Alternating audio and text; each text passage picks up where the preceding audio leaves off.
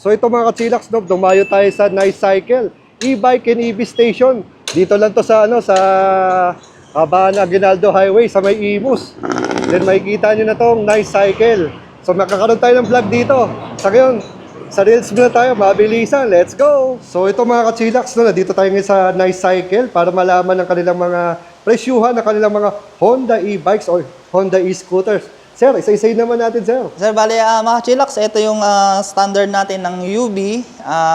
Ang SRP price po nito is 70,500. Pagka inabil natin ng straight or cash is makukuha na lang natin siya ng 59,925. And then dito naman po tayo sa mas ahead na unit sa kanya, which is ito po yung UB Cross naman. So ang SRP naman po nito is 75,300. Pagka ma-avail natin siya ng discounted price, straight 64,005 pesos po. Bali, meron pa po itong isang ahead na same price po sila, yung CX po natin, same price lang sila. And then, dito naman po tayo sa ating S07, ang pinaka-unang-unang model ng Honda Sandero. Yun. Ngayon po, ang SRP niya na lang is 58,300. Ang less discounted price ay 49,555 po.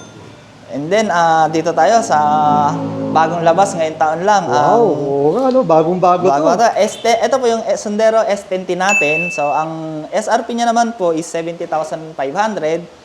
Discounted price, 59,925.